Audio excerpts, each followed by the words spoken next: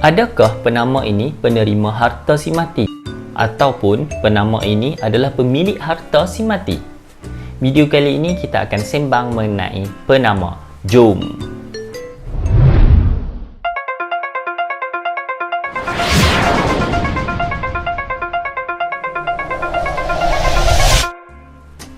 Assalamualaikum, hai, saya Rendy. Okey, untuk video kali ini kita akan sembang sedikitlah tentang penama. Okey, ramai dekat luar sana masih wujud lagi dalam masyarakat kita yang salah faham, yang menyangkakan bahawa penama ini adalah penerima harta si mati ataupun penama ini adalah pemilik harta si mati 100%. Tidak. Okey, penama ini bukan pemilik harta. Malah tidak semestinya penama ini adalah penerima harta tersebut. Jadi apa maksud penama sebenarnya? Sebelum kita sembang lebih jauh, kita tengok dulu apa maksud penama. Penama merujuk kepada ahli jawatan kuasa fatwa kebangsaan yang ke-15 menyatakan bahawa penama ini adalah orang Islam yang dilantik ataupun badan-badan ataupun institusi-institusi yang dilantik untuk melaksanakan wasiat setelah kita meninggal dunia dan mengagihkannya mengikut hukum faraid. Secara umumnya, yang kita dapat lihat daripada maksud penama tersebut, penama ini hanya pemegang amanah untuk menguruskan harta si mati. Dia bukanlah pemilik harta tersebut dan dia juga tidak semestinya penerima harta tersebut 100%.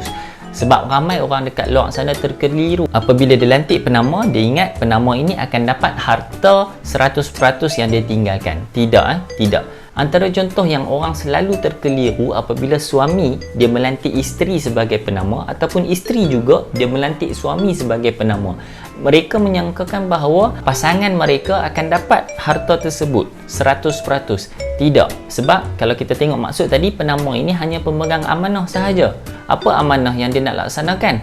Amanah yang dia nak laksanakan adalah dia kena menguruskan harta setelah kita dah meninggal dunia. Itu sebenarnya peranan penama. Jadi penama ini bukan penerima 100% harta si mati. Kalaulah kita lantik waris sebagai penama sebagai contoh, waris itu bukan dapat 100% daripada harta tersebut.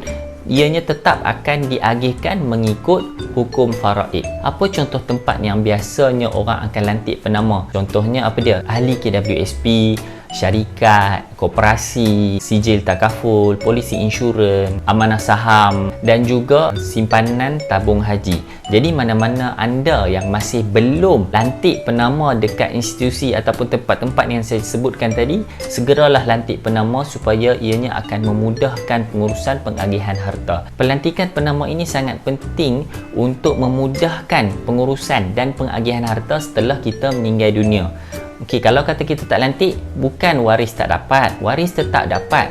Cumanya dengan pelantikan penama ini, ianya sedikit sebanyak telah memudahkan pengurusan harta apabila kita meninggal dunia. Okey, contohlah kalau kata kita tak lantik penama, waris tetap akan dapat. Cumanya ianya akan melalui satu proses yang agak panjang sebab waris perlu dapatkan surat kuasa mentadbir ataupun perintah pembahagian ataupun sijil faraid daripada pihak yang menguruskan harta tersebut. Jadi proses ini sebenarnya dia mengambil masa yang agak panjang dan juga ianya melibatkan bayaran-bayaran tertentu. Jadi dia dah ada kos kat situ. Jadi kalau kata kita tak lantik penama, ianya akan mengambil masa yang panjang untuk pembahagian harta tersebut. Sebab tu saya kata lantikan penama ini penting untuk memudahkan, sedikit sebanyak memudahkan pengurusan dan pembahagian harta si mati ataupun harta kita lah bila kita dah meninggal dunia. Jadi dalam video ini saya sarankan kepada anda yang mana yang masih belum lantik lagi penama dekat KWSP dan sebagainya, itu